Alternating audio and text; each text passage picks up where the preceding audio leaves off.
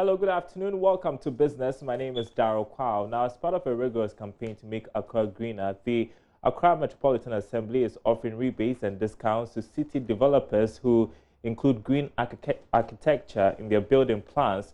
There are reports that Accra could become a cement jungle by 2030 if steps are not taken to replace felled trees in the city, especially as population rises and urbanization intensifies.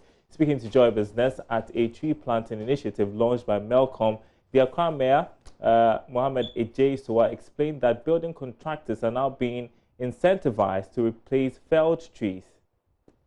If a developer submits a plan to put up a building, and in the scheme of the development, inbuilt in it, it's elements of greening, element of being conscious of the climate. We give the person a rebate. We discount the amount that you are supposed to pay. Finally, there has been this report from the EU blog and that of Bloomberg that in the next 20 to 30 years, Accra could become a cement jungle, if I could use that term carefully. Do you think that the programs being made currently are really going to help nip this in the bud? I mean, we are looking at the future, and that's why we have started today. By 2030, certainly you will see that the urban population is going to increase to 70%. So the forecast is real. But this is also to alert us as city managers and planners to take steps to avert that kind of danger. And that's why we launched the Accra Greening and Beautification Project. You could see around that the open spaces within this area has been beautifully green. And then the tree planting, which is also to complement that as well. So we are taking the necessary steps to avert that kind of danger in the next 20 years. After a series of stakeholder consultations, government says it has commenced work on the establishment of a national program of action for the Continental Free Trade Agreement. According to the Minister of Trade and Industry, Alan Tremantin, this has become necessary to serve as a guideline to ensure that member countries enjoy full benefits of the initiative. He's hopeful the program should be ready before the end of this year. Mr. Tremantin spoke to Joy Business at the final day of the National Conference on implementation of the agreement. We've been able to distill and elicit a number of suggestions, proposals, recommendations from the stakeholders.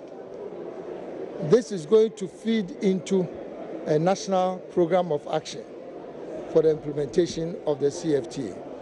So it's this national program of action that will define the framework, the sets of activities, who is responsible for what, then the resources, the budget that will support the implementation of the action program. So for us, this is the next step forward. And we believe that in order to be comprehensive about the approach, we should be able to decentralize the consultation process. So we've held this has been extremely successful, it's been very big, but there are many people in the regions who have not been part of this. And I do not think that it is appropriate for us to take a position that those who are going to be involved in the implementation are only those in Accra. So we'll go to all the regional capitals, and even in the regional capitals, we would find a way of bringing people from the districts to the regional capitals, because there are producers everywhere in the country.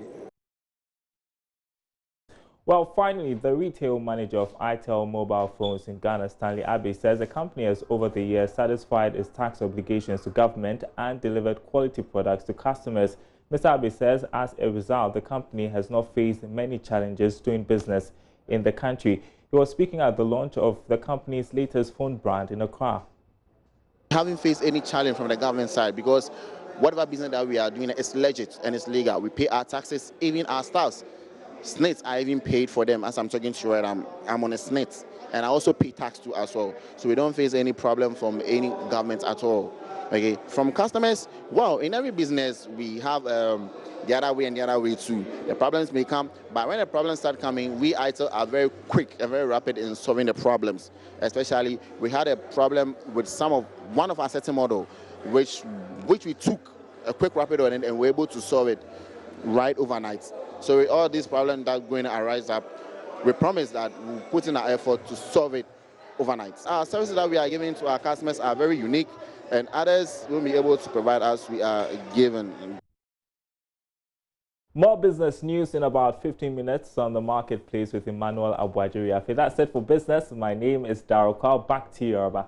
All right, many thanks, Daryl Kwao. And we're taking another breather, but up next is sports, and we're bringing you details on that emerging news about Junior Agogo's alleged death.